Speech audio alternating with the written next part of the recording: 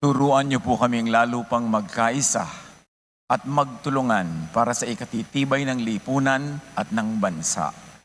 Na higit pa naming lingapin at palusugin ang bayan. Pagpalain niyo po ang aming mga pinuno, mga tagapamahala, upang ang kanilang mga isip at pangitain, mga kilos, gawa at pagsisikap ay laging humantong sa paglilingkod na lalo pang matapat at mahusay.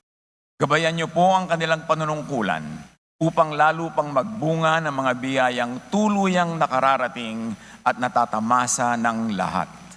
Sa aming pagmamahalan sa isa't isa ay maluwalhati at mabigyan namin ng papuri ang inyong banal na pangalan.